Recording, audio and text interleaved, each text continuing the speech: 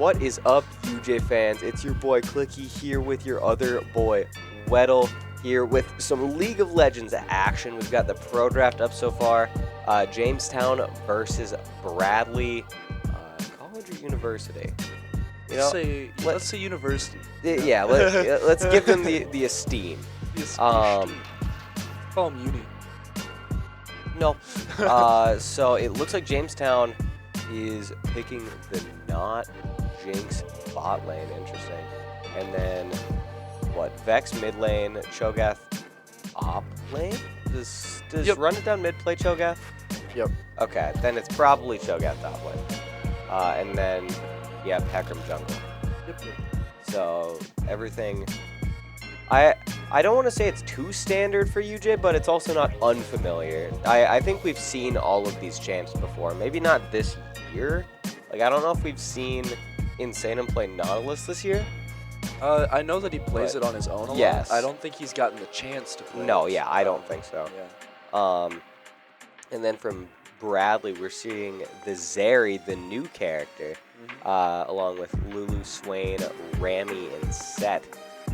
So it'll be an interesting match. Okay. Now we're just going to wait for them to, get all set up and Get and situated, ready and then we're gonna head into like a game lobby. and then we'll wait some, and then there's a 3-minute timer, and then we'll wait.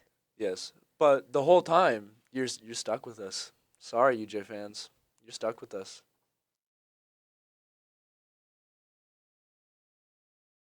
Yeah, they can't see the cursor. I see.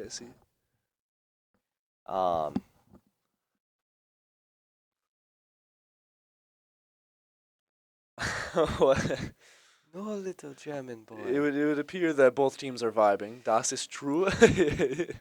Yeah. This cave is full of Bloonsmoking. I'm not familiar with whatever you are talking about. Oh, you should look up little German boy meme. It's a good time. Alright, so now we're gonna go to that in-game ban/pick phase. UJ up first with bans. It'll be interesting to see what strat UJ goes with. Whether we're doing the alphabetical ban strat. I respect it. It's efficient. Aurelion Sol. Okay, we're sort of going alphabetically. It's like on the first page. There's no real scrolling. Or no, were those their actual bans? No, they're doing their actual bans. We're not. We're more efficient than them. Is that?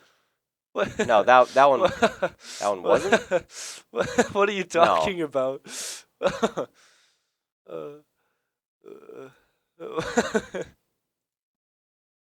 I don't understand. Yeah.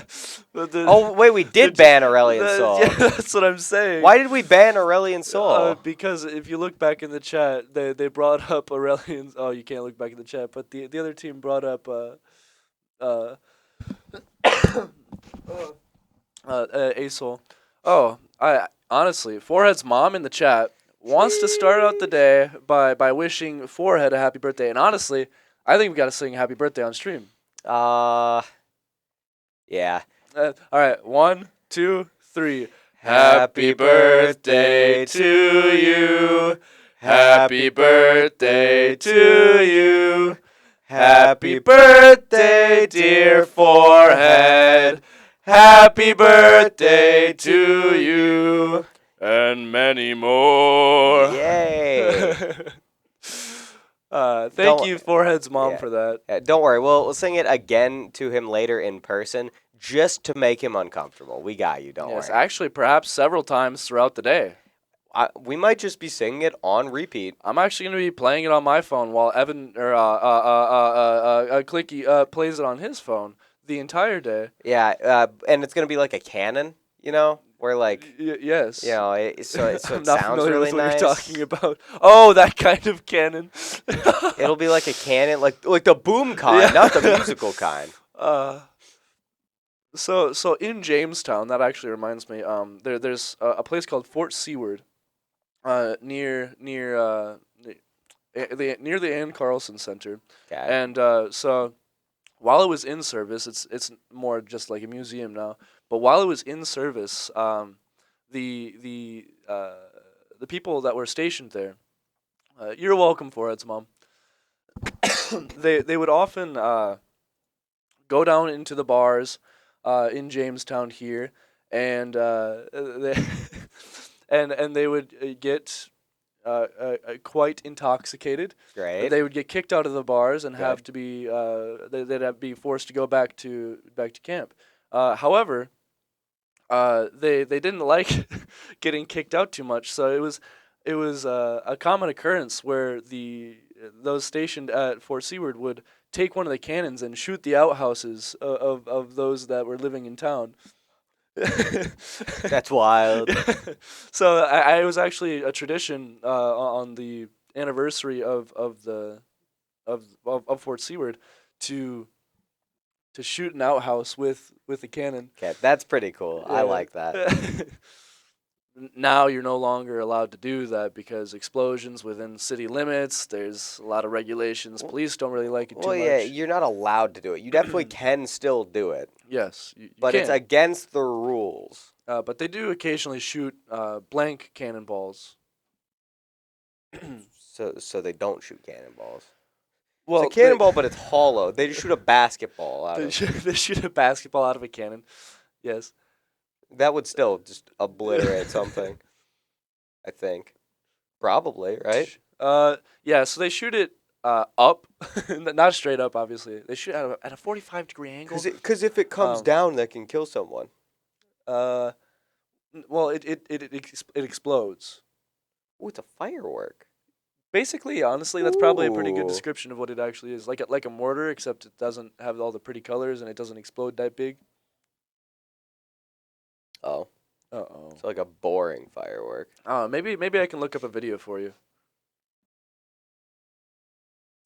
So why did we ban Aurelian Soul again? Because Doesn't he suck? Asol is Aurelian Soul. He doesn't necessarily suck, but he's very mechanically difficult and usually isn't that good. So he does kind of suck. But he probably is the main of one of the opposing team's members, Okay. and so yeah. Because he plays the game so much differently than most other champions Yeah. based on his passive rotating. I believe they're stars. I'm Yep, not- they're stars. Yes.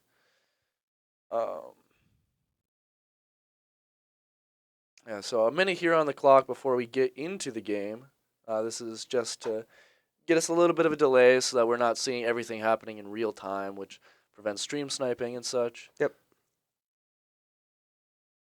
I also haven't seen Zeri before, so it'll be interesting to see exactly what she does. Ooh, Catbox in chat saying happy birthday, Nate. Phenom EX in chat saying forehead diff. Forehead diff indeed. That's a name I haven't seen in a EX. while. Oh, man. That's crazy. Welcome to the chat, Phenom. Thank you for stopping by. It's always good to have you. Always good to have you. Through the league stream, no less. True. In his habitat. I was unable to find a video of the cannon. but Cringe. I did find one of this machine gun. Ooh, Yes. that's kind of cool.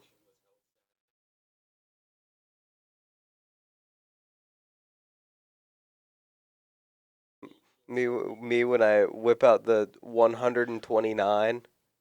Me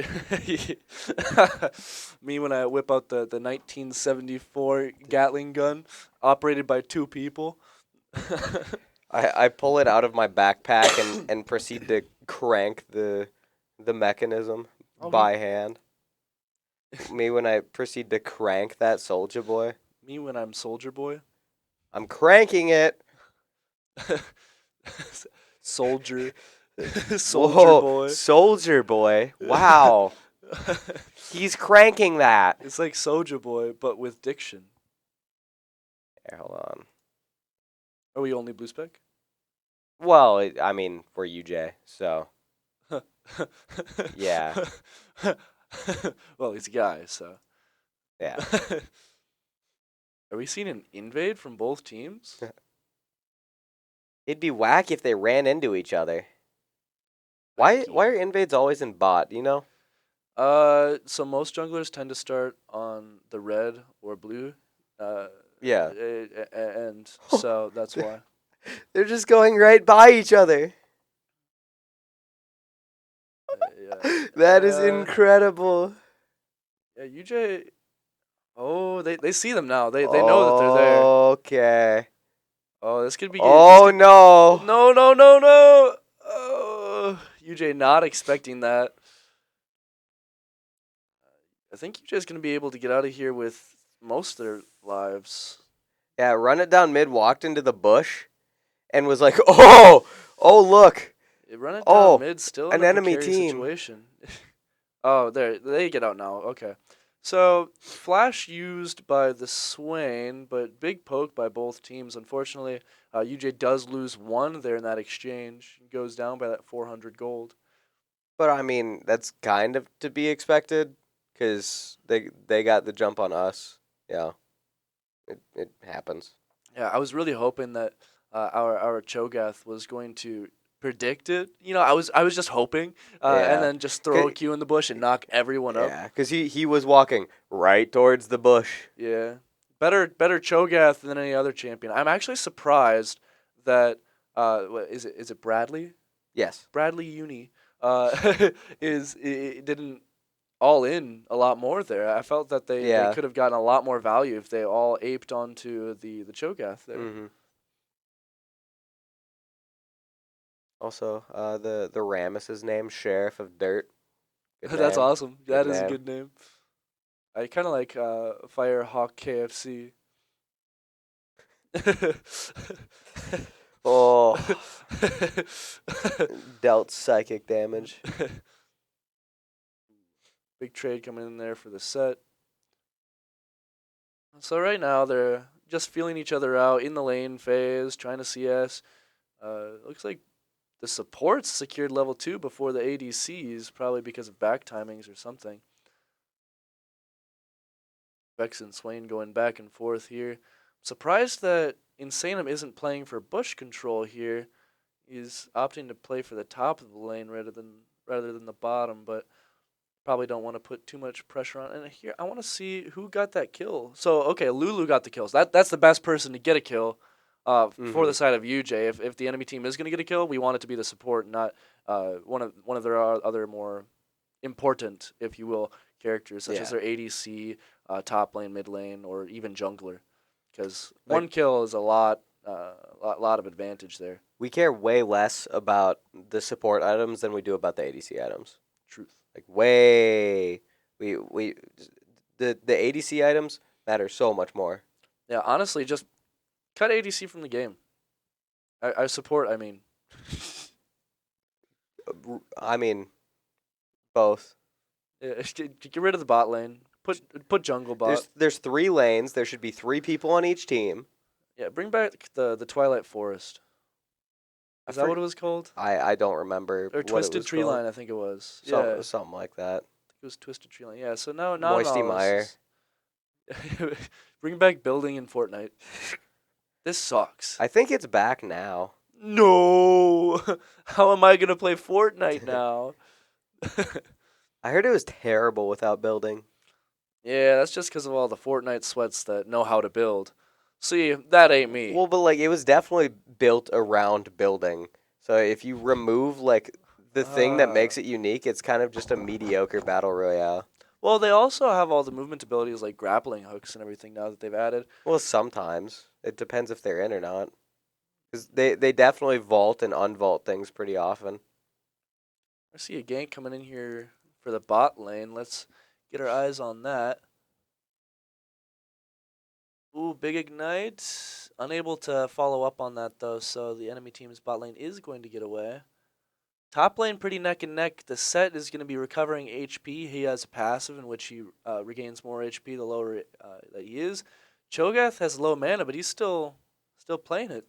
Set deciding not to back here. So we're probably going to see a big fight here in the top lane pretty soon. I might want to keep our eyes on that.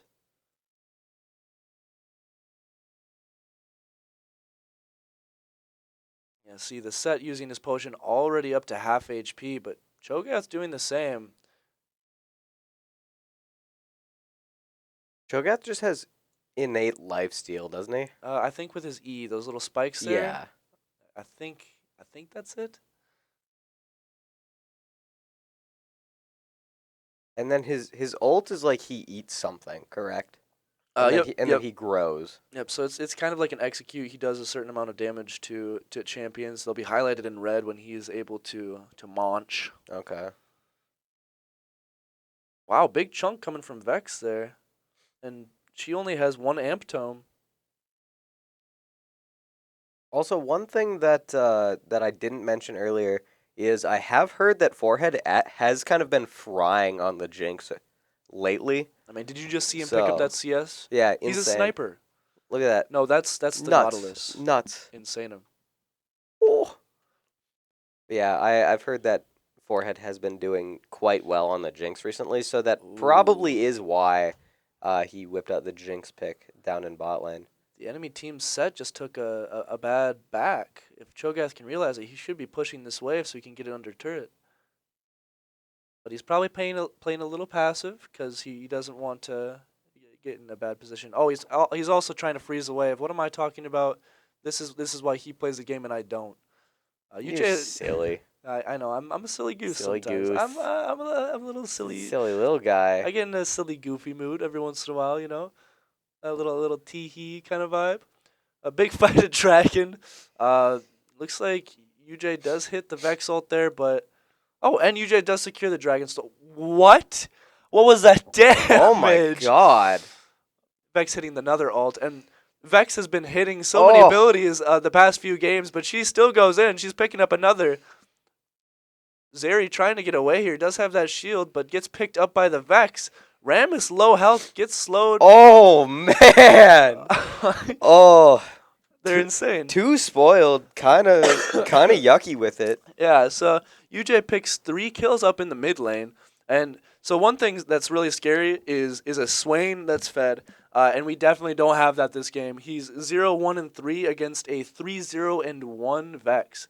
Cho'Gath's getting some hefty damage in the top lane too. Does Vex start really strong? Because it seems like she's started really strong. So, she has.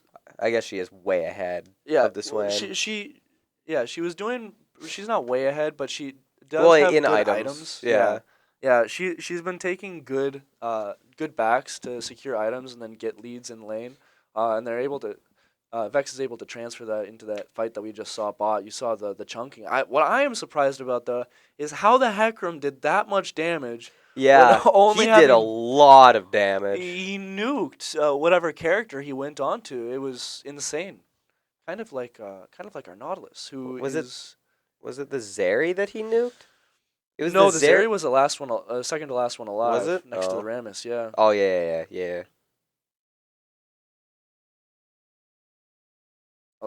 And picks up the cannon too with the W.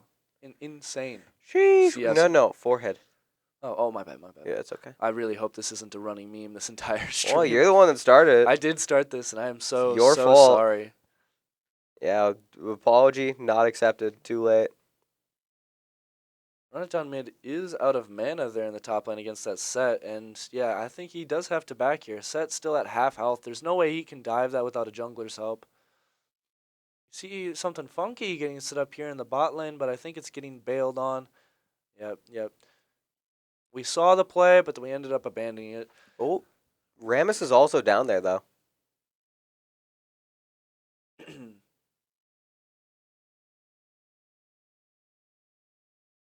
Yeah, looks like he's just going to back. Everyone's going to reset.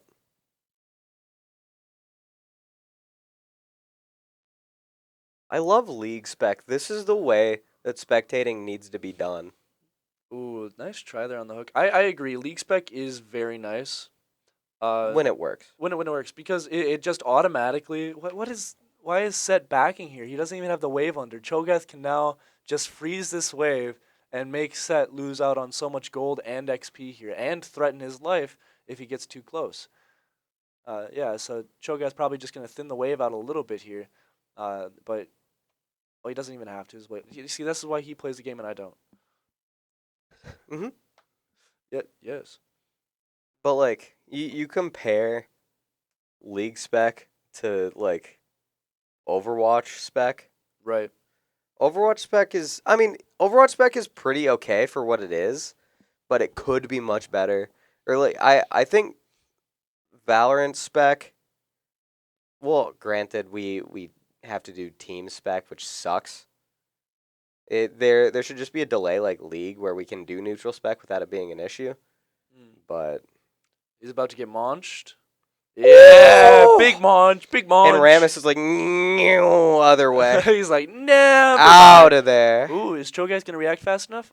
I don't know that he is. He came down a little bit, but the Vexel. Oh man! Yeah, and Vex picks up another kill. They're now 4-0 with 1 assist, and we see a dragon coming up here. Is that a within the skill next minute. shot too? It is. Yeah. So he just nailed that. Yeah, he nails it every time. Like the last game that I casted, actually, you weren't here for it, were you? But the No. Vex has been going sick, been going dummy, Oh been going crazy. man! Picking up every single ult. I believe there was a 5 ult fight, or a 4 ult fight for the Vex in the last game that I casted. It's crazy. He's on the goop, if you will, Whack. going sicko, going crazy. Big combo there coming from the Swain, getting hefty damage onto our Vex. She is still squishy despite having some nice items there. Hasn't gotten a chance to back, I don't think. Probably has a lot of gold in the bank, looking to spend it, and she is going to back right now. But UJ not really in a position to handle this dragon. We do have priority in the bot lane and an even wave there mid, but UJ might have to look for a steal here. Oh, but our bot lane's going in, looking for a pick here before this dragon fight starts. This could be not great. We vibe. Okay. Do we? Yeah, we're chilling. Insanum playing real risky. Well, he is always a very aggressive support, and Yeah, so he's and I always flame looking him to every time. Set running it down here. Ooh, the Insanum has stopped him though, and is able to get away. UJ probably gonna give up this drag, and we got Cho'Gath really just destroying this turret right now. I think he got 3 plating there. That's a lot of gold and missed XP for the set. So we see that Run It Down Mid is level 10 right now, whereas the set is only level 9 because he's missed out on all that lane XP. And Cho'Gath is just able to keep pounding on this turret. Vex probably communicating that set's still in the mid lane, so you got time. Cho'Gath is going to be able to pick up 1 more plating here before he backs. So 4 plating, that's 160 gold each time. That's worth over 2 kills for the Cho'Gath here just from getting that plating. And he's still got the mana to fight this, and I believe he now has a Bramble Vest to handle this set's regen and lifesteal. So, yeah, Cho'Gath looking very good for the foreseeable future here in the top lane. And so one thing, we're a little bit past it now, but I think that UJ did just call to give the drag. I don't think it was like, we're just unaware that it's going on or anything like that. I would assume that everyone was just like, okay, we'll give the drag. We can get tower plating. We can freeze waves. We can CS. We can just like set everything back up to where we want it. And they're even in drags. It's not like UJ's down a drag. They're even in drags. Yeah, absolutely. So, yeah, whoever made that call, I would agree that it was a good one. Set using his ultimate here, but Red UJ does miss that big W from the set, but set is going to fall here to the Nautilus. Maybe. Ramus getting some hefty damage here onto our Cho'Gath with his taunt, but he does get launched. And the set does fall to the Nautilus there in the end. UJ chasing down the Swain who doesn't have any mana, but is going to give that up. Unfortunately, we weren't able to secure the Shellster, the big Shelly in the pit there. We got, 3 kills, 4 kills? Like, that was a big team fight that UJ kind of just hard won. Oh, absolutely. Yeah, UJ up 4K gold almost here. So UJ doing very well for themselves. I think, yeah, going at least even in every lane. Yeah, no, they're doing very well overall as a team in every single lane. There's a lot of pressure there. I'm looking pretty good this game, especially with Cho'Gath getting the turret there in the top lane. So objective bounties have been put out for the side of is it Bradley? Yes. Bradley post-secondary education, um, Tertiary education. if you will. Yes. A big flash hook coming here for the Nautilus, followed up by the W. An ult coming out from the Lulu there onto this area, but UJ just bailing on it. They're happy with getting that ult out of them. Yeah. They already know that they're more powerful than them right now, and they've got Heckram there in the bot side jungle clearing down towards them. They're probably just looking to set it up. Mm-hmm. And just trading a cooldown for an ult like that, we're cool with even just that. Well, we did Like- trade Flash for it, so not. Did we flash? Yeah, we Oh, flash hooked from the. Maybe not quite as meaningful, but that guy's dead. That guy's really dead. Did he get launched? I think he might have. I think he did. Yeah. Because Yeah, he running did. down mid got the kill. So Yes, big launch coming up from the Cho'Gath, who is now 3-0, and taking a back probably soon after this next few waves to try and get more items. Actually, he's got his first item right there, the glacial, I don't know, the glacial gauntlet, the frostfire gauntlet. What am I talking about? too spoiled getting out. We get Wow. out. Woo! Very well played. He was able to use the dash abilities there to get a fear. Vex's Q there that she sends, I believe it's the Q, fears enemies if they dash. And so she was able to use that fear and then... Going back in is sketchy. Wow, big tower dive there. Gets the shutdown onto the Vex, but does take a lot of HP damage there. He's going to get out with his life, though. But we do see a dragon fight happening pretty soon here. And Too Spoiled is going to be back up for that. Probably just going to beeline right for it. UJ probably just going to look for Prio in lanes, trying to shove out those waves so that they can easily rotate and not lose any gold or XP. And that looks to be exactly what's going on in the bot lane. But also, the side of Bradley is trying to shove out this mid wave. Does pop Shelly to try and take off the pressure there for that dragon fight. Cho'Gath has way too much HP for them to even want to contest. We see that. They're just watching. They can't do anything. Yeah, and have you seen his cliptage? I watched the Apex / League one. I didn't watch the explicitly League one. Yeah, you should watch the explicitly League one, or exclusively League one rather, where he's playing Cho'Gath. He's got like 4,000, 5,000 health, and he's just sitting there fighting the entire enemy team, almost completely solo as Cool. this massive Cho'Gath. Yeah, also Cho'Gath does get bigger as he gets ults, so Yep. you can see that he's already bigger than most of his team compared to when he was starting this game. Already over 3,000 health too. Do you know how much he scales per munch? Is it like percentage or is it a set number? Honestly, I could not tell you off the top of my head, no. Oh, Set out of position here. He's probably going to be able to get out, or he's going to have to flash over this wall. Silenced. Heckram, big ult here. Vex throwing out the ult, getting some hefty damage there. Doesn't want to be in the front line, though. That's where we need our Cho'Gath. Cho'Gath goes in, gets polymorphed by the Lulu, has to flash out. Zeri gets ulted by the Lulu. All right, it looks like UJ is going to be able to get out with their lives here, though. I don't think that they get caught out, yeah. Everyone on Bradley's side so low, but no one falling. Ooh, you might go in for the Monch here. Oh! Yeah, big Monch. Ooh, we get 3. We turn it. Oh, we lose 1. It's okay. It's okay. It's only an ADC. Not important. Yeah. I'm surprised that we're But not it's going his back into the birthday! dragon. I'm surprised we're not going... Okay, we got the Heckram and the Vex rotating towards this dragon. Control ward comes out. Yeah, Bradley says, no, let's get out of here. We don't want to fight this right now. We're only 2 people. We got this massive Cho'Gath. Yeah, and so UJ is going to be able to pick up this dragon. Good teleport coming out from the Cho'Gath. UJ doing very well for themselves. Vex getting massive damage. I can't get over how much damage she's doing with the Sork Boots and Ludens. Provides the AP penetration, which means that it does more damage even if they have magic resistance. Okay. I wonder if I can actually hover. Yeah, actually, so ability power 6 magic penetration. Yeah, so plus grants all other legendary items magic penetration, and then Sork Boots here, the sorcerer's shoes, gives 18 magic penetration. So just more damage as the game goes on, as the enemy team begins to build that AP resistance. AP standing for ability power or magic damage. Nautilus playing the bush here, looking for a hook to go in. Hecarim coming in there from the top side. Misses his ult. Is going to have to get out. I don't think UJ is going to fight this. They're just going to shove this wave and then probably look to dive. Lulu going to look for the back here.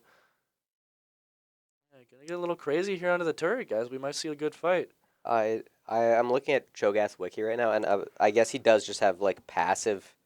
It's not really lifesteal, but it says so whenever he kills an enemy, he heals for 20 to 71 based on the level. And he also restores 3.5 to 7.75 mana. So, like, he's really good for CSing because he's just passively healing as he's CSing.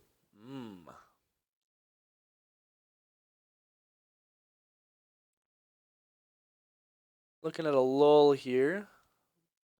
Cho'Gath looking to set something up onto the set, but yeah, Nautilus is going to rotate back to bot. Try and help out his Jinx here. Baron is up now, and objective bounties still are up for the side of Bradley. Nautilus looking for a play here on this area. I think he's going to be able to get it. Catches her out of the dash. Oh, big CC flashes over those. Gets picked up by the Jinx here. Jinx is going to fall to the Rammus. Nautilus, I believe, gets out, hooks to the wall. Yep.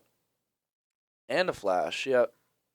Gets taunted, though. Big damage here. It's only a Lulu and a Rammus, though. Not going to be able to do much, yeah. After that taunt is expended. Yeah, and the Zeri has fallen, so not enough damage to be able to pick him up. Insanum just playing here in the bot lane. Vex comes in with a big ult here onto the Lulu. Lulu, I think she's going to... Oh, they're going to get out. Insanum might die for this, actually. Yeah, but now the Rammus is in a really weird spot. Yeah, Rammus now 3-3-2. I guess not. So it says whenever Cho'Gath ults something, he gains what? It says 80 or 120 or 160 health. Is that based on level? I would assume that's based on level. And then he gets 4.62 or 6.15 or 7.69 bonus attack damage per ult stack. And then 6 or 8 or 10% larger per stack. Okay. And so he can only have 6 stacks from non-champion kills, but he technically can grow infinitely by ulting champions. If he ults a minion, he does grow in the same way. Sure. And the damage is just set to 1,000 on whatever thing he ults. But for champions, it's 300 or 475 or 650, depending on level. And that's true damage.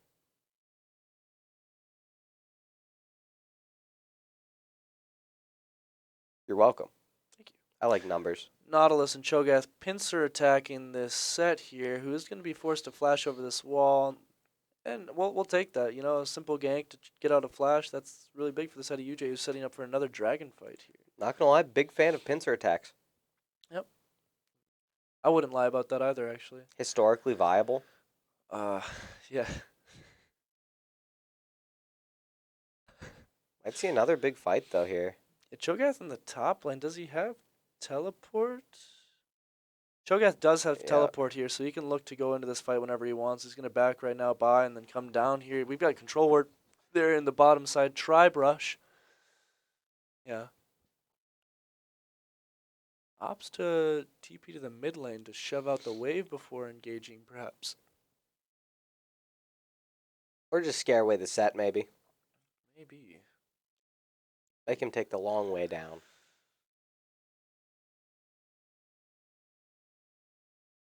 He can just stand in the enemy team. He can just be there. He probably can. Gets ulted by the set into the center of his team. Set picks up the Jinx. That's the ADC gone for the side of UJ. That's big. Run it down mid, taking hefty damage, is forced to flash out. Ram is coming back in, but he's just going to go right back for that dragon. So, yeah, that was very well executed set ult into team follow-up there. What is Set's ult? Set alt is that he gets close to the enemy, a single target enemy, Yeah. and he becomes unstoppable, lifting them up and slamming them down, doing some damage to them. I believe there's a special interaction if he hits a wall involved with that, but I couldn't tell you what it is exactly. Okay. But Cho'Gath is going to pick up Warmog's armor, which means he's going to be regenning health as long as he's outside of combat for a certain number of time or a certain amount of time. Makes him even more beefy because all he has to do is leave a fight, come back 20 seconds later, and he's back at full health, which is at this point probably 6,000 or something obscene. Yep, 5,000 HP here on the Cho'Gath right now. It's a big health bar. Yeah, that is a big Cho'Gath. Why do I hear boss music? Run it down mid is the boss. Actually, the boss is set. Boss baby. The boss baby. Okay. Da Vinci? I think. We hit another lull as both. Oh, that is a big Cho'Gath. Yeah. He's just larger than the tower. Oh, he is chunking that tower too. Yeah, so he's got a rune called Demolish, and when you have Demolish, what happens is you do damage to turrets. Like you see those 5 crystals every once in a while. Yeah. Yeah. So once those 5 crystals go down when you're in proximity to a turret, then you have an empowered hit against it, and it scales on health. So now that he's got 5,000 health, he nukes a tower. That seems fun. Off cooldown. Yeah. That seems fun. It is. It is.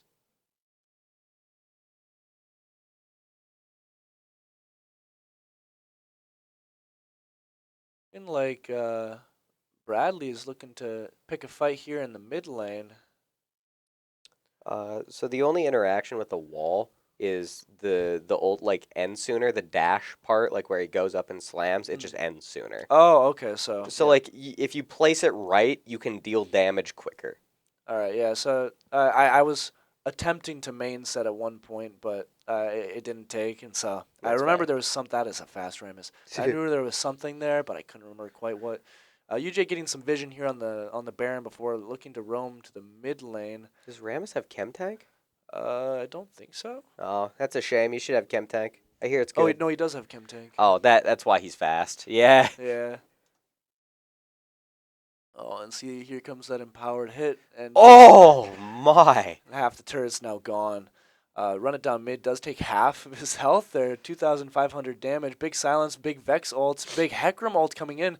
That is the biggest Zonias I've ever seen as Swain picks up 2 kills there. Run it down mid fell, but so did Bradley Swain. Yeah, it looks like Insanum is going to get picked up here as well, unfortunately. Too Spoiled needs to get out of here. He needs to give up this mid turret. There's no way that he fights this right now. He needs to run.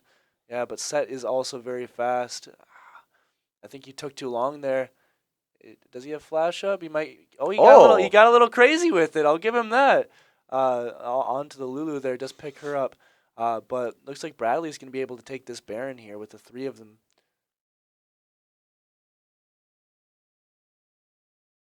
The Siri just taking so much damage from the Baron is going to have to back off, and they're not going to be able to take this Baron. That's huge for UJ. Yeah, so an unfortunate fight. UJ still 500 gold up in this match, but did end up losing that fight. Let's take a look at items here. Yeah, so unfortunately, our Cho'Gath wasn't able to get out as we had a very large Swain root and pull there, bringing him back into the center of the enemy team, even though he was half health trying to get out of there.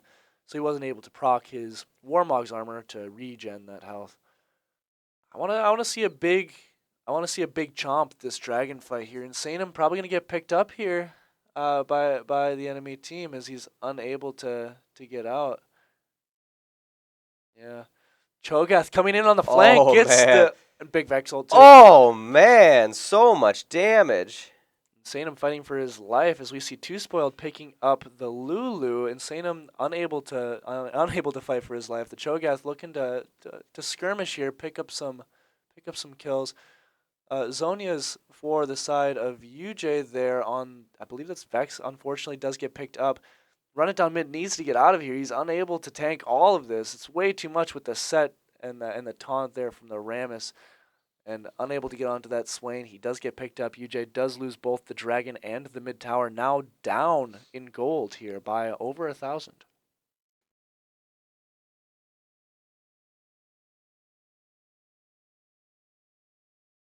So we see bounties on Set, Rammus, and Swain for the side of Bradley, but even though 2 Spoil died there, he still has a bounty, which means he's been doing quite well this game.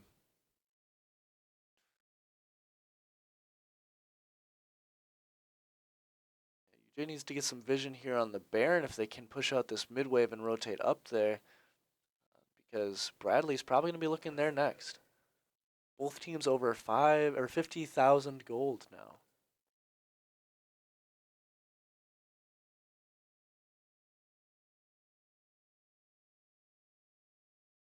Yeah, Swain getting some hefty burn there with the Leandries and the demonic embrace. So Leandries and demonic both cause a burn effect, which is a damage over time, which is really good against tank characters like Cho'Gath.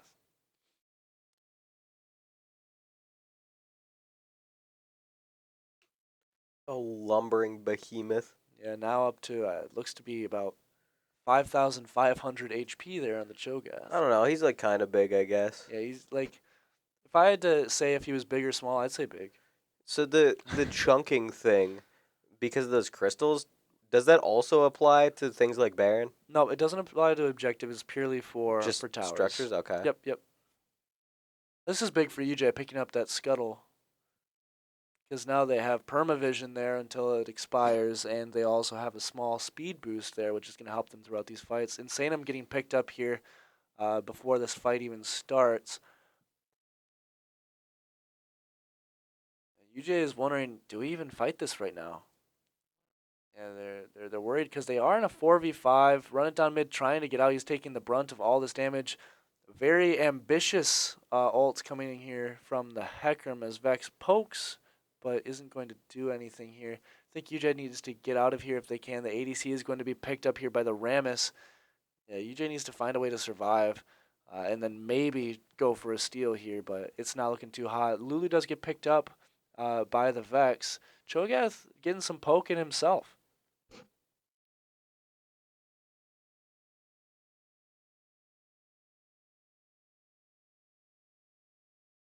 Blue Rocky Boy on the side of UJ.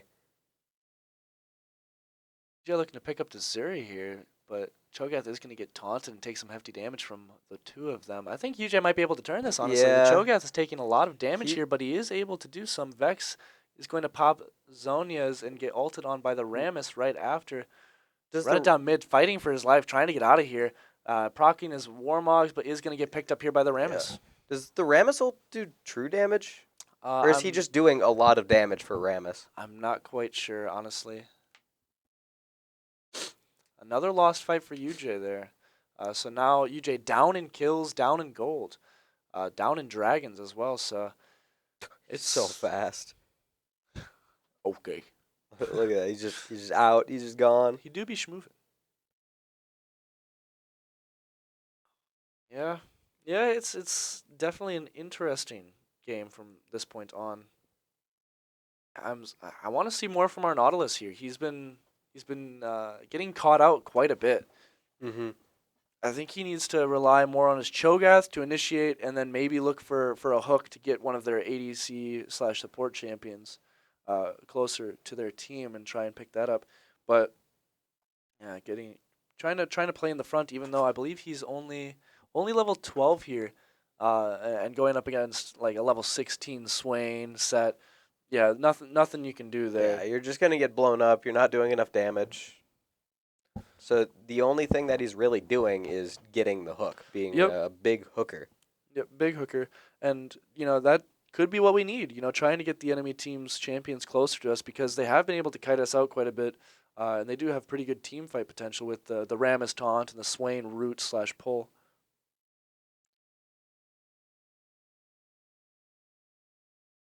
So this is the Soul Dragon for the side of Bradley. This is gonna be a really big fight. Let's see what UJ does to make it happen. They might be abandoning the dragon to go for Baron. Oh, but the enemy team is pinging it, so they are aware that hey, UJ might be trying to do this while we're going for Soul. So they can't be sneaking it. Ram is going up there to Yeah. check. I'm fast AF boy. He is fast. Nautilus in the bush does come back to his team. Wow, he's so fast.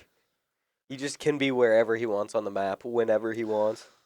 Both teams skirmishing here. Run down mid, taking 3,000 damage in the blink of an eye. And he's still over half health. Yes, needs to back up and let his Warmogs do the work.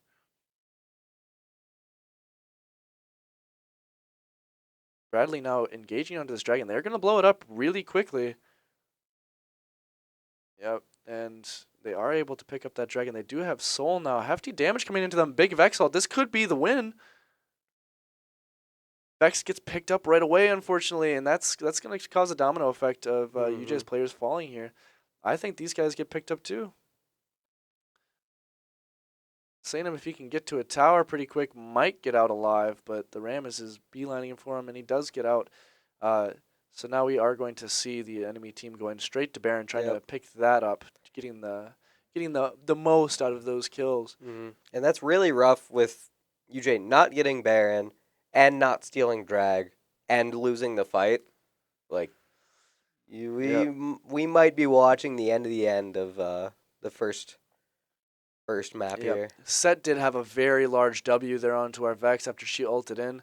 That Vex, if she stayed alive, could have done some hefty damage there while the Cho'Gath was tanking and turned it. Unfortunately, she wasn't able to, as Set was aware of her presence and nuked her. Nuked.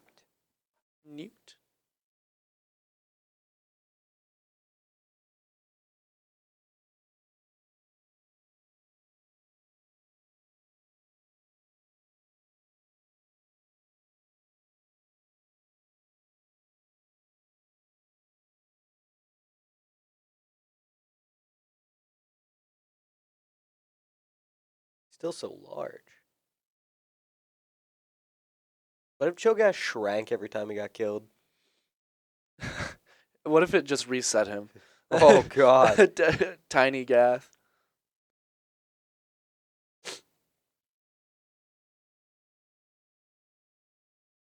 You know, you're just playing flex queue. Your top lane Cho'Gath is like 1 in 12, and he's just the size of an ant.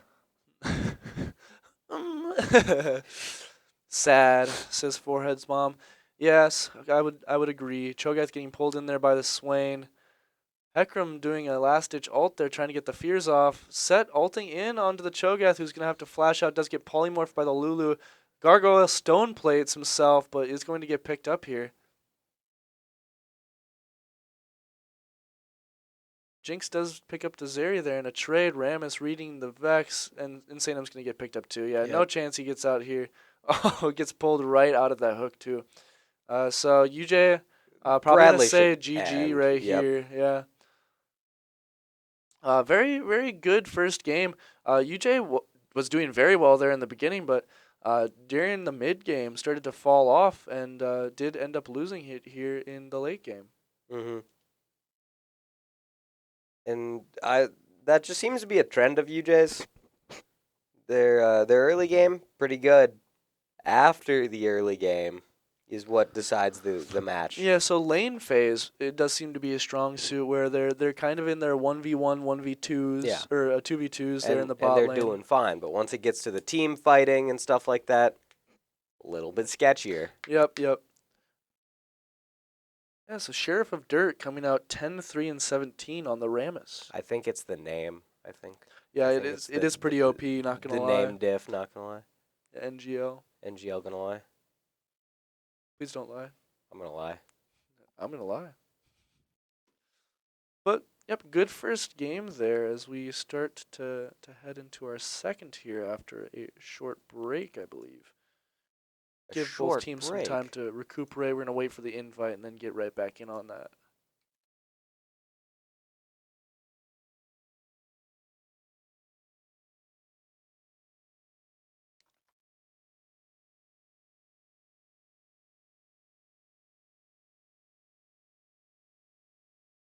set down my water bottle at the same time that something happened out there.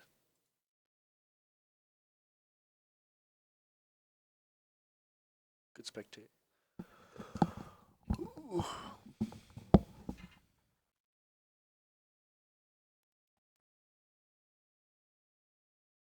Yeah, so good first game for both teams. Very interesting to see how that one played out. And it is a best of 3, so UJ does have 2 more chances potentially to win this series.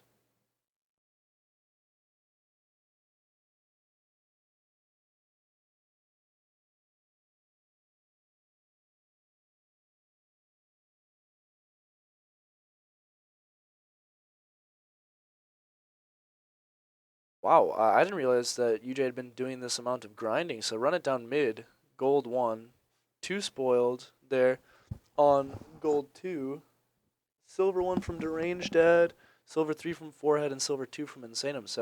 So gold 4 is the lowest tier of gold, and silver 1 is the highest tier of silver. So our silver 1 player there is just barely out of gold there, and our gold 1 player is just barely out of platinum. So fairly evenly ranked game here, as we see the Stingray there is gold 1 on the opposing team, and they also have a platinum 4 champion there with the Code Worm.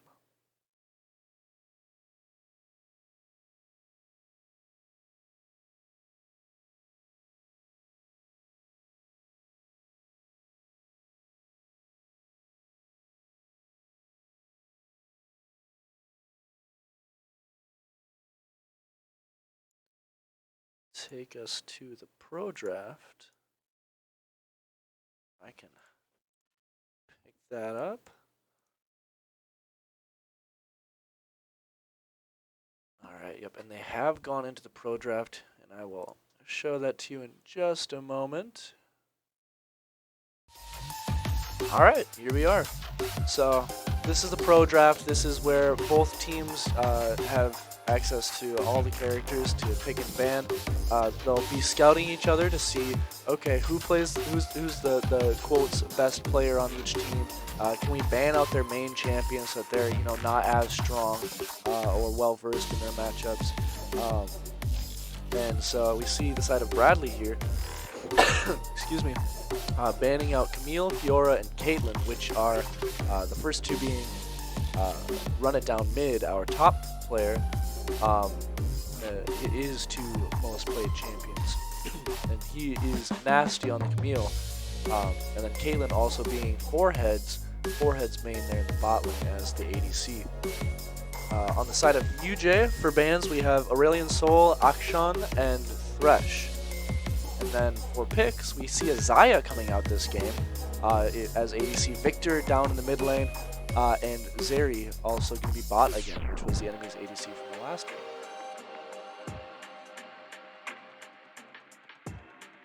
Bradley looking to pick another champion here. What will they choose?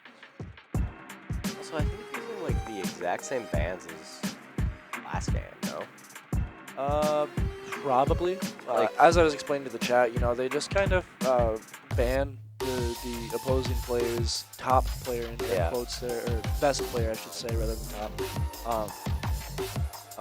Their main characters. So we see Caitlyn, Neil, and Fiora all being banned. So the thing that seems interesting to me is because UJ is doing the same bans as last game. I don't know if Action was banned, but I know for a fact the other 2 were banned by UJ last game. And because UJ's banning the same people, they're like, yeah, no one was the issue. We see what we did wrong, and we can fix it. Yep.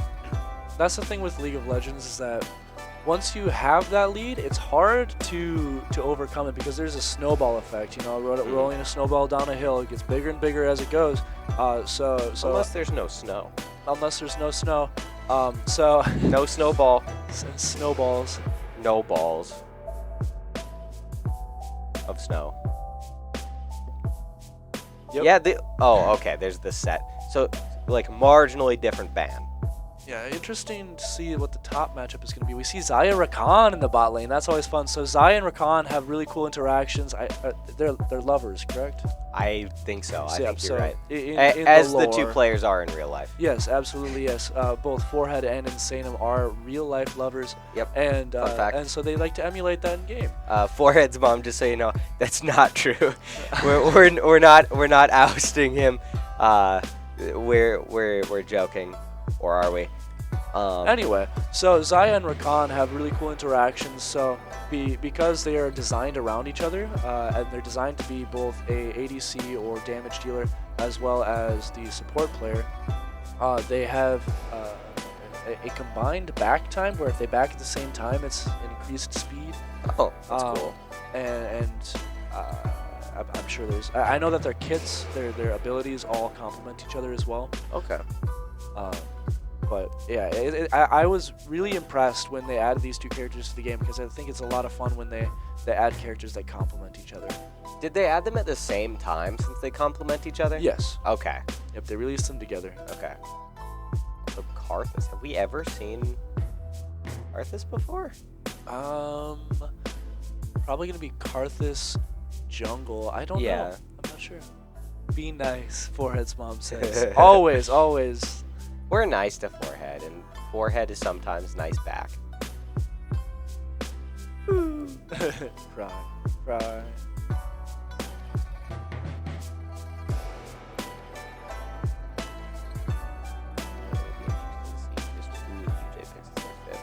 Also, I know UJ doesn't like playing into both Ornn and Kayn. So it's unfortunate to see. What was that? I didn't know that was a thing. Yeah, Run It Down Mid is not a huge fan of playing into Ornn. And then I know... I'm pretty sure both of our bot laners are... Not Kayn enjoyers? Not Kayn enjoyers.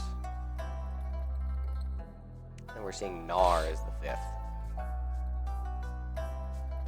So that is going to be the pro draft there as we now swap over to the in-game client.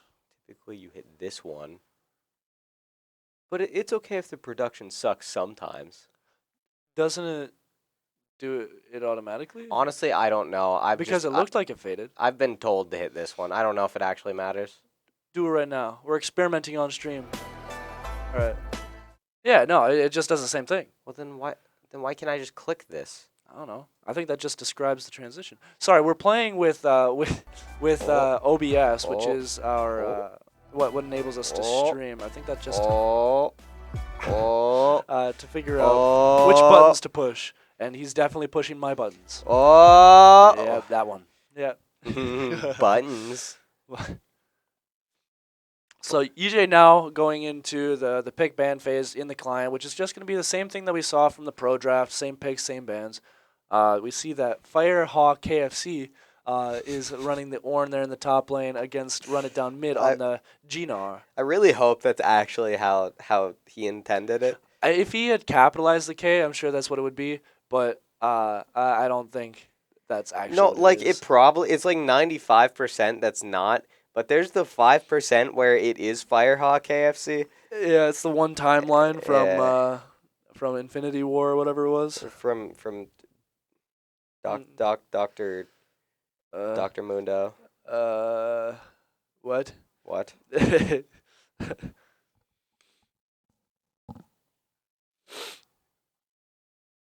we seen Run It Down Mid play Gnar like in comp this year?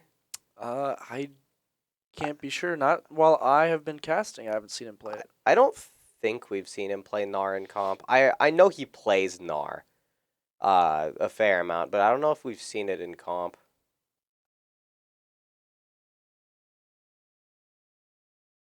That's what I do. Based.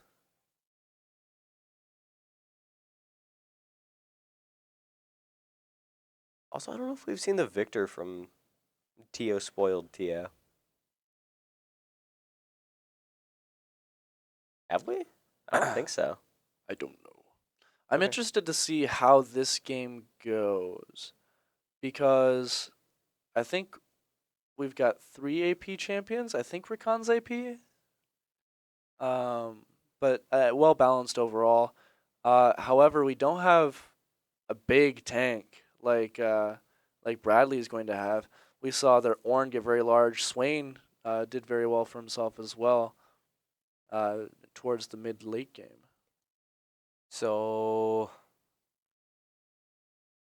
what do you think UJ does into this? Is it just like they try to pick the Zeri and Lulu and go from there? Obviously, that's all optimal. They're probably gonna have Karthus power farming in the jungle. Um, Victor 1v1ing Gnar, just trying to poke out the Ornn. Um, Is Gnar ranged?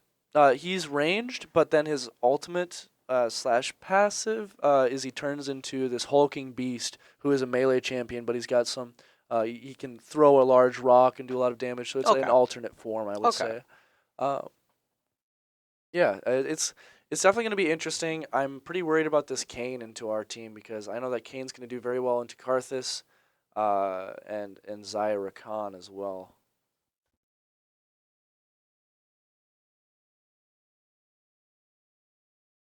Yeah. You see why UJ is not a bunch of Kane enjoyers yet? Because they play champions that don't do well into Kayn. Yes. Oh, okay.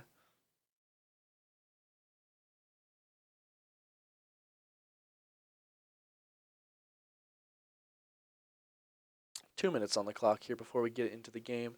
Do you have any other thoughts on that last game here? I mean there weren't like any glaring mistakes. I would assume so there were a few times when deranged dad on the Hecarim went in and like there was a lot of knock up and stuff like that. It just wasn't followed up on, and so I'm not sure whether there was a miscommunication on his end or on other people's ends, but like the plays were there to be made, they just weren't followed up on. And so yeah, I'm not sure if that's a comms thing or if that's like I don't know, some cooldowns were off and they couldn't. Um, but yeah, I can only speculate so much, or I can just say UJ uh hard through. Like I can say that too. I mean, you I don't know if could. I'm right, but like I guess I can say it. Fair. But like everyone was mostly holding their own. Insanum was super underleveled, but he's a support, so it matters way less. Yes. Um, yeah, he got caught out, but he does that. So Huh. yeah, He does that. he does. Um, well, he does. No, I'm not. It's just funny. Uh, I think it was a mistake not eating before this stream. I mean, I didn't eat, and I'm fine, and Look I'm at just you. downing an energy drink. I'm downing water. Mm. Stay losing, Vetla. Weddle. Weddle with the dub. Ah. Stay winning. Weddle with the L. Lettle. Based. You make an alt that just throws every game. Lettle. Taking nothing but L's. Ah, yes, I saw that. Yeah. Oh, that is so funny. Oh, terrible video. One of the first things that I saw this morning when I opened my phone. Great. Wait, weren't you the one that sent that to me? Yeah, I'm pretty sure you were the one that sent that to me. I posted on my private Snapchat story. Did you? Oh, yeah. Okay. Yes. I don't think you did. I think I you're just showed it to you from there. lying. Why is the game paused? But we'll resume in 0. Oh, it's a long 0. That is quite the long 0. You see the loading bar keeps completing, and There we go. We're uh, fine. Spec uh, isn't bugged, and we'll take it. let's see if we see another invade. I don't think UJ has a very good invade composition, especially No. with Karthus level 1. I think they're just going to assume their individual positions here along the river. right, they're getting jiggy with it.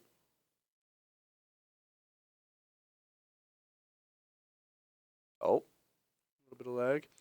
there we go. Hot Mama, good round or grr. I Good don't round, know. round. Good round. All right, thank you, Hot Mama. Uh, Stop! You violated the law. this job is just such a good one.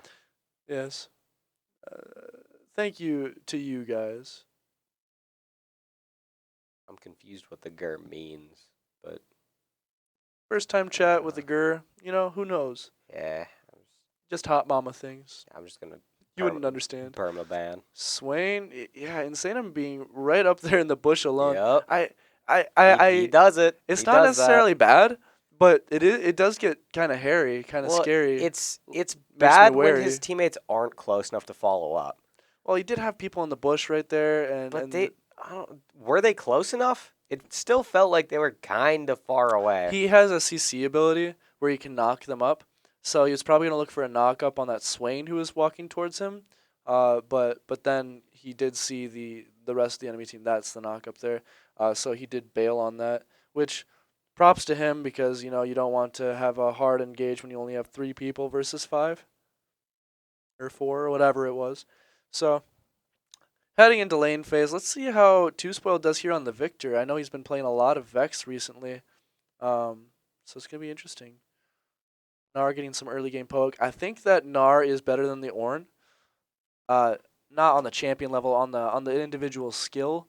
I think that in the 1v1 slash matchup from the last game, we saw quite a bit of that. So I'm really hoping that now that he's in a ranged matchup, he's gonna be able to zone off this Ornn quite a bit and get a lead. It's such a weird matchup for the Ornn with how much range Gnar seems to have. Yes. Because, Ornn is melee.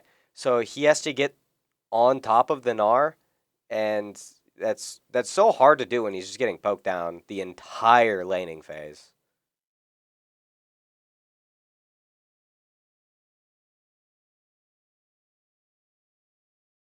Swain burning through his mana, getting some damage there onto Two Spoiled, who does get the cannon. Let's go.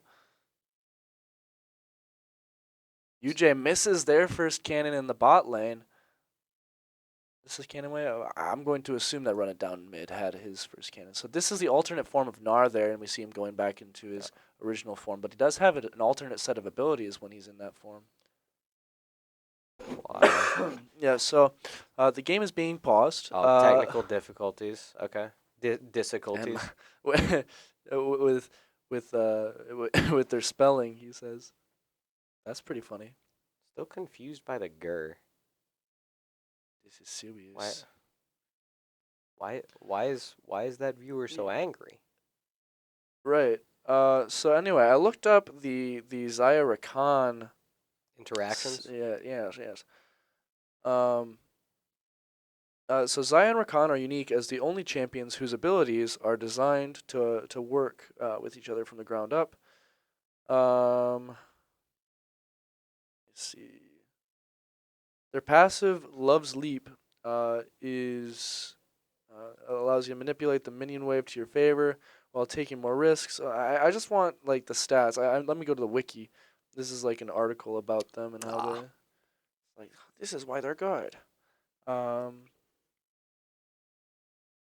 Also, so with Gnar's like shapeshift thing, is that like a cooldown, or can he just shift at will? So right now, where the mana bar is on Firehawk KFC, what we don't see is any mana on Gnar. So Gnar doesn't have mana, but he does have it's like an anger meter or something. So once Gnar gets angry enough, he switches into that form automatically. Okay. I don't know how to speed it up or how it works exactly, but that's how he goes into that alternate form where he does some heftier damage, but is a melee champion.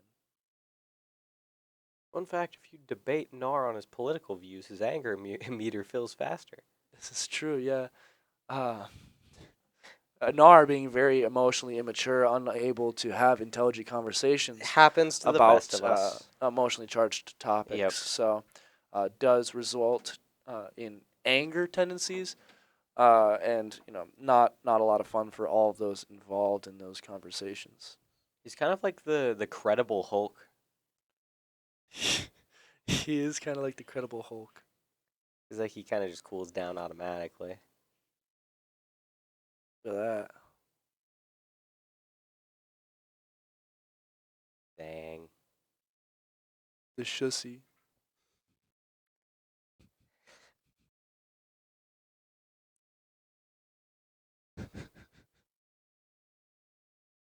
I'm gonna go into rage mode like Gnar. Well-known fact. The Evster, aka Clicky, is also emotionally immature and can't handle looking at shoes. Yeah, no. Oh no, he's going Then I into just rage mode, and then put a hole in your chest like a cannonball. and then you're like Yugi from Yu-Gi-Oh, and you open up your amulet and you get all big. Is that a thing that happens? Yeah, when he's like, I haven't watched much Yu-Gi-Oh. okay, yeah, no, Yugi in Yu-Gi-Oh, he opens up his amulet and then he turns into like an adult. I don't know. Oh, when you said gets big, I thought you meant like actually large. Okay, yeah. Turning into yes, I understand what you mean. Yeah, Yeah. I understand what you're saying now. Adult Yugi.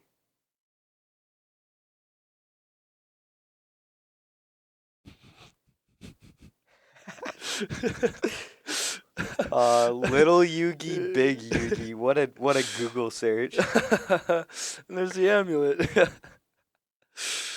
uh, oh man, I'm funny. What an awful Google search. uh, uh, yeah. uh, so someone on this forum says, what about Zaya and Rakan make them a good duo? Zaya has decent damage, CC, and after level 6 guaranteed damage immunity, making her a good ADC pick that can follow up on ganks with more CC, maintain damage, and have the occasional escape when needed. Rakan, on the other hand, has abysmal range on his autos, needs to stand right up next to people to CC them, and has a short range escape after CC that needs another champion nearby unless he's with Zaya, where he gets an absurd ranged escape. So they have synergy there. When laning with Zaya, Rakan is able to pull off his CC and get his heal started and dash backwards to safety to get poke off. Can zone enemies from farm while having a safe escape available. The buff of Rakan Zaya is increased as one of Zaya's abilities also procs off of Rakan, as well as buffing the damage the duo do as a whole. Keep in mind, even though Rakan is less than mediocre as a pick, he is by no means a bad support. He just gets more utility with Zaya. So what that basically said is, yeah, Rakan kind of sucks, but like when he's with Zaya, he sucks less. Yes. Then why are we playing Rakan? Because we have Zaya. And also, it was the first main of Insanum, so he's well versed. Okay. Okay. Care. Okay. You asked. Plus pause, plus lag, Yeah. plus plague bear. Plus no frames. Oh, no frames. Oh. It's still It's still lagging. It's still frozen. There. Okay. We're back. Polymorph coming out from the Lulu onto Insanum, who does get some hefty damage poked onto them. Zeri going in pretty hard there. Big fight over here on the Scuttle. Does get picked up by the Cane. Run it down mid, doing some hefty damage, and is able to pick up the Cane there, but is in a 1v1 against the Swain, who has no mana. Might be able to pick him up too, or at least get some hefty damage out of him, or some cooldowns. Picks up the plant, knocks him in, forces a flash. Well done, Gnar. Good layering there, knowing when to hit the plant, when not to. So that was a fun interaction there. Gnar returning to the top lane after the Ornn backed to get items. As you see the dragon coming up here pretty soon, but Karthus isn't one of those junglers who wants to contest it right away. Wants to power farm jungle for a bit and get up on. Oh, Ornn was only able to pick up boots. He's only at 6 CS right now. He's getting zoned very hard by the Gnar. Well done, Gnar. You know how that poly works? I think it's just a point-and-click adventure ability where you just kind of look at someone and do it, kind of like Black Shield for Morgana. Well, like, is it just effectively a silence? Yeah, you turn. I believe it like reduces armor and stuff as well. Okay. So Zaya out of mana here, probably gonna back up here after they got that wave under. Is it a cannon wave? It is not, so they probably shouldn't be looking to back right here if they can help it. But they are going to back together, and yeah, so if I guess it's not an increased back time, but instead if one backs, then the other can just go over to them at the last second, and they both get picked up. Which that's strong. Yes. That's so like Insanum can just back and start recalling, and Forehead can like get some last minute poke in or some last minute CS. That Yeah. seems good. Gnar also does percent health damage. Like So just always? it's one of his abilities. Oh. Looks like UJ is going to give this first dragon. They're not really able to contest it as after the bot lane backed, and mid lane is just freezing the wave here against the Swain. Why is Insanum just like there? Just there. He's just posing a threat. But he's not like he's not much of a threat because he's Rakan. He's kind of just there. Okay, and? What's he doing other than risking getting caught out? Well, the entire enemy team had backed except for the one in the pit. Okay, what if they hadn't? He'd be dead. You'd be dead. You are dead. Uh. Dead. And then I look at my hand and it's like a translucent. When you die. Yeah, well, I'm already dead. That's why my hand is translucent. Ornn taking half his HP and minion damage there before his minions can show up. Gnar poking him through the wall. Kayn looking to invade the Karthus here. Karthus low on mana here. Ooh, I don't like this. Not one bit. You know what that wall does? It slows enemies.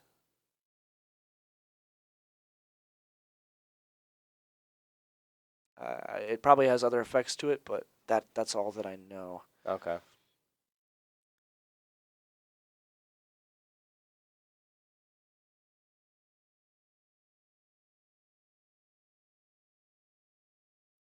Warhead kind of getting caught out, but is going to get back relatively safe.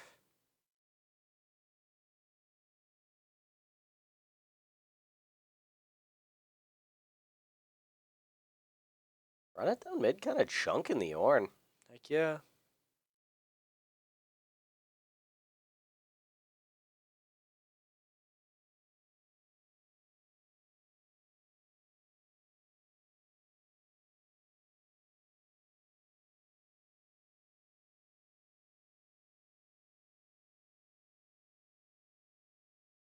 Too Spoiled does fall to the Swain. That is not great.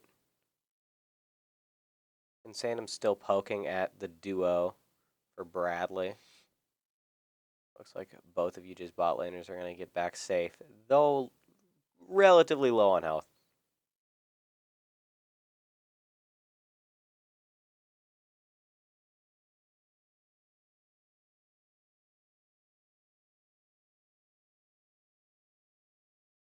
Yeah, UJ not faring quite as well as they did in the laning phase of the last match.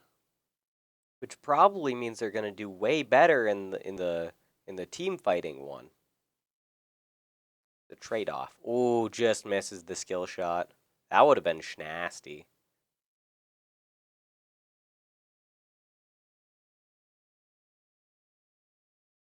Ooh, big all in there from the Ornn, getting some hefty damage there onto the Gnar. Does have Bramble Vest? No? What? Yeah, he does have Bramble Vest. So Ornn did rush the Bramble Vest to try and do some extra damage there to the Gnar. Big gank coming in from the Karthus, does some hefty damage. Gnar transforms, and they are going to pick up the Ornn in the top lane. He did a lot of damage there. Netting Karthus 1 kill, and he does have the the Dark Seal, which, as you can see here, the Glory gain 2 stacks for a champion kill and 1 stack for an assist, up to 10 stacks. Lose 5 stacks on death, but it grants you more ability power, and you can also upgrade that into another item that has an increased effect based on each kill there. That laser is pretty cool. Yes. Laser. So some guy stabbed me with a fork, and I have holes in my skin. What I heard was you stabbed yourself onto a fork. Yeah, that's Yeah. Yeah, I'm a bit of a goober. I get silly, I get a little crazy sometimes. I'm a little silly goose. Just a little silly guy. So run it down mid, opting to run Demolish again there in the top lane. Got some hefty damage. It's really nice for getting plates. What item is he building towards right now? I don't know what Nar would probably Triforce. Because I know his ability, his damage does. I think it's every 3 attacks. So, nice snipe. Nice snipe. Nice snipe. Me when it's a nice snipe. A nice snipe. Big attempted all in there in the bot lane. Zaya's probably going to get picked up here. Gank there in the mid lane. UJ is going to lose their Rakan, trading it for a Zeri Flash. Lost their Zaya, not Rakan. Oh, my bad. And Karthus does get lost in the sauce there in the mid lane on that gank, but they are able to net 1 kill for Victor there onto the enemy team's jungler, the Kayn. And since their jungler is down, UJ and Bradley are both pretty even here for this dragon fight, but UJ doesn't have prio, and they're gonna have to give up a second dragon, which is unfortunate here. And both times they've had the scuttle to be able to approach it. Looks like in the top lane, yeah, we've got run it down mid just proxying this wave so he can get more tower plating. The oceans bring life. Fun fact. This is true, yeah. When the world wasn't the world yet, but then it became the world, it's because of the oceans. I just imagined you like at a conference on evolution. Yeah. And that's how you're talking. Wow, that's really insightful and based. When world not world yet. When worlds collide. Banger. You ain't a real one if you never heard this song. If you never bumped this song when you were little. Was there like a SpongeBob CD ever? I know there was the Best Day Ever CD, but was there one with just like the songs from the episodes? Because that would actually go so hard. I am not sure actually. I never really listened to that. Like, I guess I've never thought about it, but all of the songs in early SpongeBob just bang. Nar baiting in the enemy team's Ornn. Nar is 2 levels up on the Ornn, and yeah, they're able to pick that one up. Another kill for the Nar there, or the first kill for the Nar. I'm sorry. Oh, Kayn coming in, that was a ulting the lot of Karthus. damage. Yeah, but he is getting zoned off, and he's 1 level down from Nar as well, who is going to be able to slow him and get some hefty damage onto him, but gets picked up. Oh, man. Man, big returns from both teams, going back and forth there. Swain coming in with the gank as well, but Victor is going to be able to get some value there in the mid lane, picking up 2 tower plating there, so equivalent of 1 kill. And UJ's bot lane trying to zone off the enemy team. How are we doing in the bot lane comparatively? CS, not very gapped. Zeri does have the 1 kill, and so she does have a small item lead, especially with that sheen, which is really important. But yeah, not looking too far separate there in the bot lane. Swain was also able to pick up 2 tower plating there. Nar coming up, and he's doing some hefty damage there to the Swain. Isn't able to pick him up, but is going to get picked up by that Ornn, unfortunately, which is really unfortunate because he was in a 2-level lead there. But he hung on for dear life for a little bit there. Yeah, he was on Just straight up 1 health for a while. Yeah, so tower plating has fallen now. After the 14-minute mark, tower plating falls. So Orin isn't gonna get any extra money here, but he is gonna do some damage to the turret. Uh, Probably get the probably get the turret. turret. Yeah. Um, yeah. UJ fighting here in the bot lane as Insanum falls. Very low health. Beforehead unable to pick that up without going too deep in. Is going to pick up the Zeri and oh, it was a Lulu. My mistake. Flashes for the Lulu, but is going to get Uh-oh. picked up by the Kane there. No, that wasn't a Kane ult. No, he No. just phased through the wall. Yep.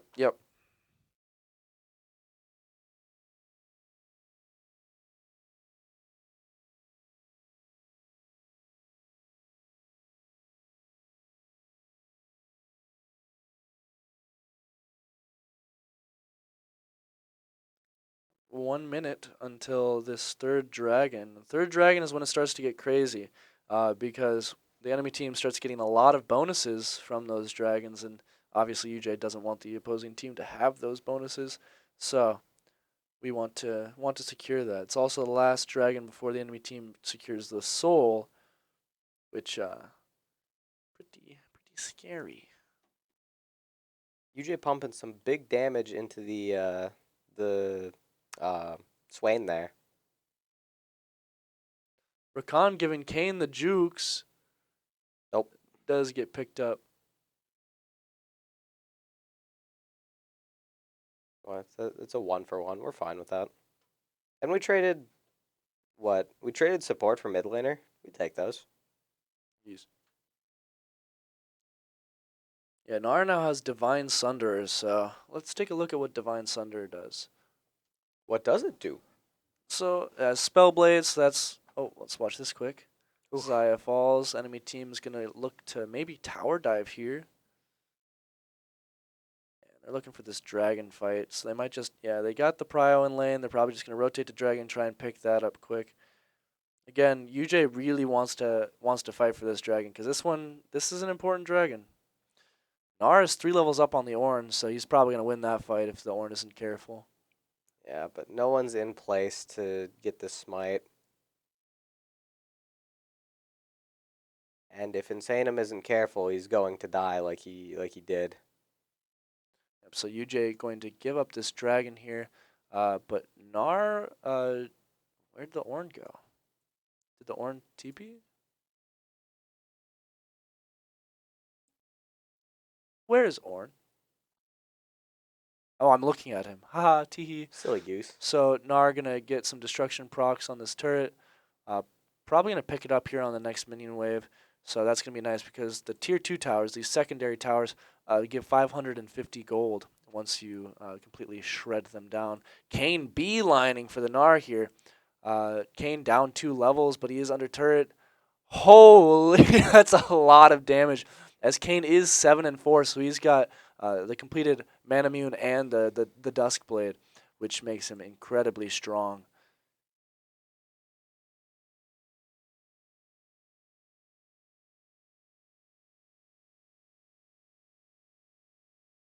Sag. Sagittarius. No. Just Sag. Sagittarius.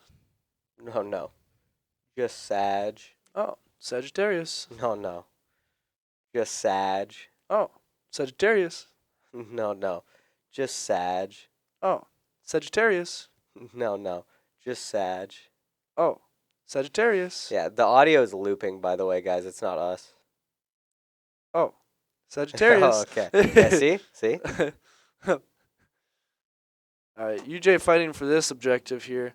They are in a position where they can contest it. Kane coming in from behind here. Might look for the smite steal. UJ knows he's there, and they're being wary. And I think Kane just picked... Nope, UJ picked up that, so that's nice.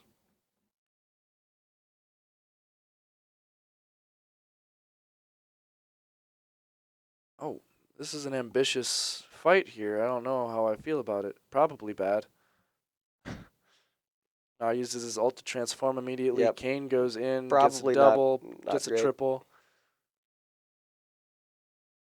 Oh, dang. So Kane doing very well for himself this game. That's the same jungler from last game, who was the Rammus, the little turtle boy. So Bradley probably going to pick up a second tier turret here, split the gold with their team. UJ now down. I'll wait till after this tower is destroyed to figure out the gold. Down 4K gold. Forehead's mom saying she almost restarted her phone. I'm glad we were convincing.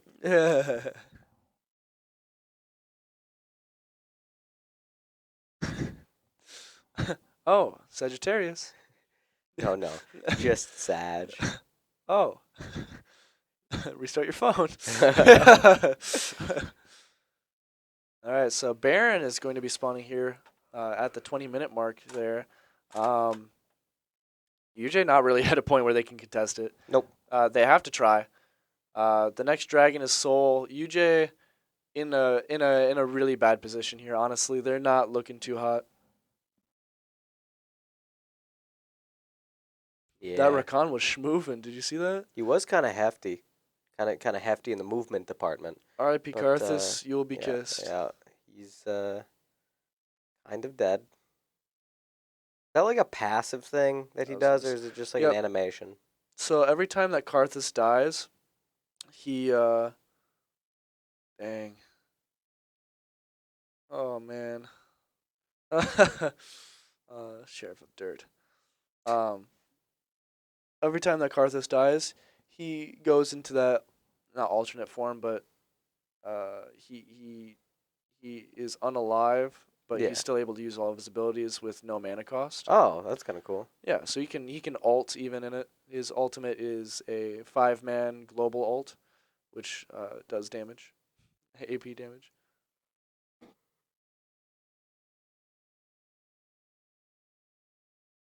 Good wave clear there from the Xayah. Trying to keep Bradley off of their turret, and Bradley's just trying to keep the pressure up there in the mid lane so that they can rotate to these objectives. They're probably going to keep the fight here until the dragon spawns or is close to spawning, and then take the fight there.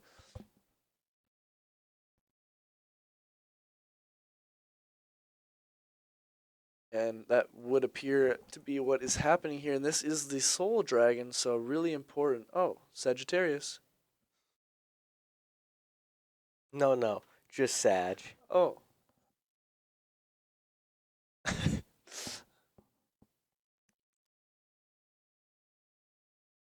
Are getting some poke in here before the fight starts. But, ooh, he's getting CC'd pretty heavily. He's able to jump out. Insane him going in real hard, though. He's going to get cleaned up by the Ornn ult. Yep, so UJ. Yeah. That's- Karthus picks up Zeri. Let's go. That's exciting. UJ now down at 9 kills versus 24. Losing all but the Scuttle, or the Shelly. I forget what it's called. Perhaps it's Rift Herald? Yes. The Rift Herald as objective. So No. Not. it's Shelly. Yeah. Oh, Silly. Sagittarius. And then I restart the computer. Wait! And then I send you back to reincarnation. What in tarnation? What in reincarnation? What in money inflation? Sag. Sagittarius. Oh man, we're broken. We're breaking the viewers. 4 viewers. Sag. I'd be Sag if I were one of our viewers right Yeah. now. I'd be Sagittarius. I would change my birthday. No, it's a pretty good birthday. Even if the league games are going less than crispy. Oh, that's not what I meant. I meant that I would change my birthday so I would become a Sagittarius. Oh, I see what you're saying. I mean, having a birthday on a Saturday though is kind of nice. Yeah. Because like you don't have to do anything. when I was a wee lad. Technically every day that has been my birthday. Every, My birthday is December 23rd, and so ever since I my was birthday was every day. The every day's a organ holiday. gets shut down. What was I saying? Something about your birthday being every day. Yes, my birthday is obviously over like winter break during the school year. Yeah. So I never really got to have my birthday at school. Never got to bring in treats or anything. Yeah. Often teachers would have like a oh, for your birthday you get to pick Yeah. out one of these fun birthday pencils and stuff. I never got a birthday pencil. Ha. Feels bad, man. Lamau. Oh, Shut down. Sagittarius. That's why I am the way I am today. I never got the birthday pencils. Yeah. Oh, no birthday pencils? No pencils? And then it flashes back to second grade when you didn't get a birthday pencil and you swore that Mr. or Miss or Mrs. insert name would rue the day you didn't get a birthday pencil. And then they rue the day. Yeah. I think I will rue this day. Oof. I'm ruing? Zang. EJ needs more vision control there on the Baron pit. Not so much the bot side. Rakan forced to ultimate to get away from the enemy team. Kane running it in onto them. Getting blown up is the Yeah. Rakan. Nar trying to hop away, but he's going to get ulted on by the Kane. And forced to flash, but did it a little early there because he had to dodge the Zarya ult, or Zarya ability. So, unfortunately, he is going to get picked up as well. UJ down 7k gold now. Just trying to wave clear there in the mid lane is Victor. Trying to keep the enemy Swain from getting at his tower.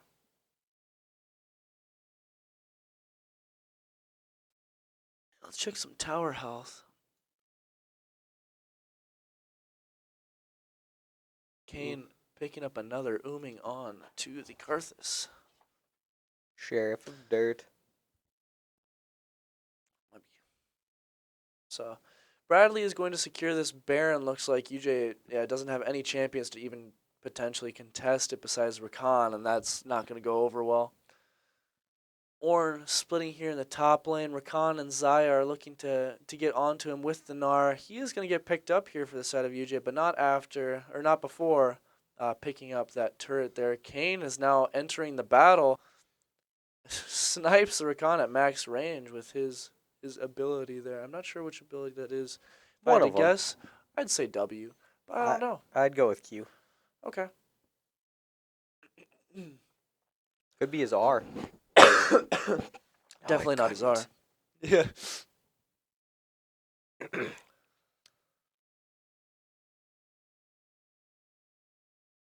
Bradley has now breached that 50k gold barrier, sitting pretty there at the 52k gold. Now 10,000 or 9,000 gold in the lead over Jamestown.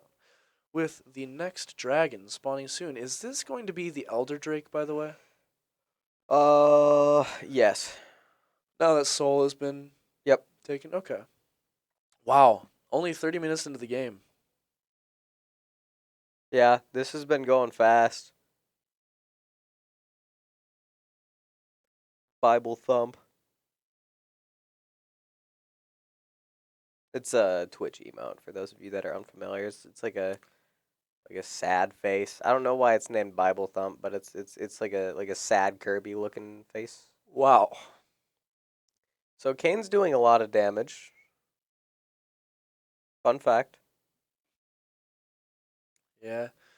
Gnar not able to really do too much here. He's trying to make a play, but he just needs to try and get back to spawn, I think, but is going to get hit by the Swain there. He's going to fall. He'll be back in spawn. Yeah, cool. So the In Elder 40 Dragon seconds. is alive. Bradley's probably going to beeline it there and then look to end the game here. What does Elder do again? Are you familiar with the item, the Collector? No. The lethality item. So basically, it makes it so that at if the possessor of this Elder Drake buff, if they Oh, it's the if they're execute, yeah. Okay. Right. What percent does it execute at, you know? I think it's 5%, but it could be more. 5% seems a little low. That's what I've been told in the past. Yep. Well, there's Elder. And so the thing is now UJ has to like nuke people before they get low health cuz otherwise they just disappear. And the issue with that is Ornn. Yeah, Yeah. Karthus splitting in the top lane. Do be splitting though. Yeah, see, if I were playing Garen in this game, it would have been over a long time ago. We would have already lost. Looks to be about 10% of their health bar is the Elder Dragon. Yeah.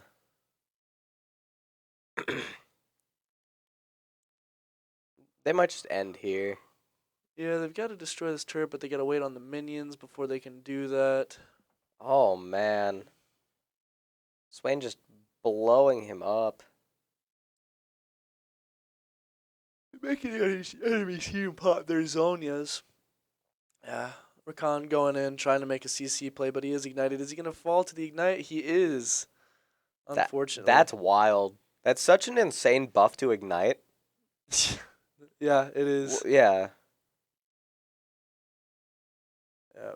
Nar looking to make a play. This is the end of days Yep. for Very sad. UJ. Looking to make the play, unable to do it, and UJ does lose the series 2-0. Sagittarius.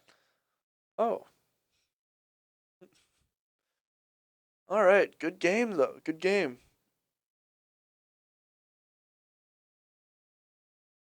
Yeah. The second one a little bit less close than the first one. Yeah, that Kane did a lot of work there. Yep. We did see Run It Down Mid doing well in that range versus melee matchup against the Ornn, zoning him effectively off of CS, but he did come back. Yeah, Kane with a 20-5 game, so pretty insane for him. What do we want to look at? Damage. Just damage? Yeah. Oh, it's bugged. That's why. Ah. Dang. No damage? No graphs? Yeah, just straight up no graphs. Very sad. Okay, guess not. Yeah. Yep, so that's going to be the series. Unfortunately, UJ is going to lose out on that, losing 2-0. Bradley's supports stat line is wild. 0-0. Never died, never got a kill. 22 assists. Oh my god. Lulu Gaming. Yeah. Yeah, but with that, we're probably going to let you all go from the stream. Thank you for watching. Thank you for attending. Thank you for supporting UJ. Thank you for supporting Forehead on his big day.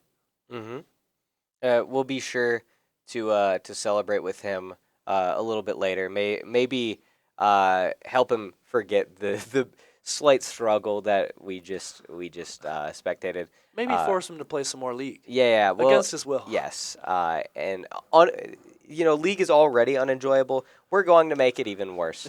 It's birthday hazing. It's a tradition. Yes. We're gonna make that'd be a wild tradition. We're gonna make him play top lane.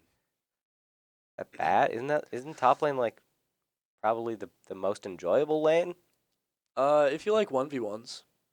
So personally, I really like it. Yeah. Because it's the least interfered with lane as jungler. It's pretty out of the way for junglers. And also the TP changes have made it kind of its own little island. Yeah, so top lane if you like 1v1s, but it doesn't have as much action. And it's actually the hardest role to rank up in, according to Tyler One, who recently got Challenger on all 5 roles in the game. Whack. Yeah, it's pretty impressive. But yeah, top lane was the hardest one to rank up on because it has the least interaction with the map. So even if you're doing really well, you're still fairly dependent on your team. So finding a way to balance your effectiveness in other lanes, carrying your team, it's really hard there for the top lane, but not so much on other roles. Forehead's mom, we'll keep him safe. Don't worry. And you guys have a good weekend as well. Yeah.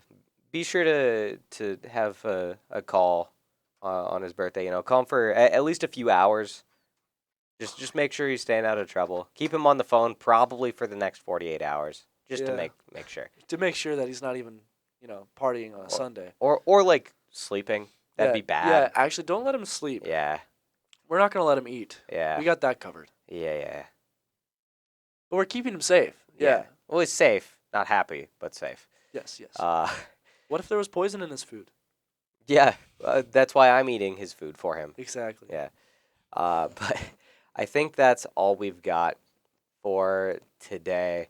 We do have Valorant tomorrow. I think Quick Kill is going to be casting that. I do believe so. And it might just be Quick Kill casting that. Yeah, I may join, but I'm not quite sure yet if I'm available. And I'm not available, so I'm not going to be casting that tomorrow. But there will be casting. Yes, there will be casting. There will be a game, and it's at 2 or 3. Let me look that up. It's either at 2 or 3.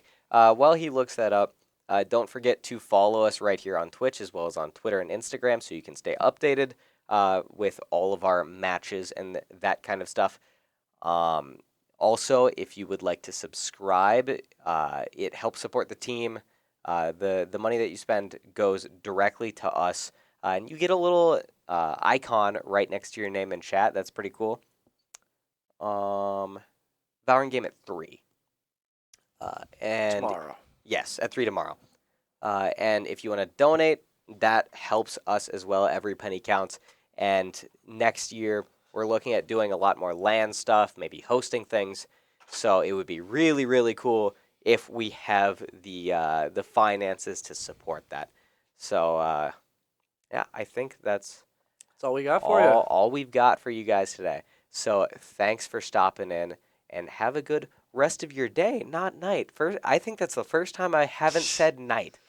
Have a good day, guys.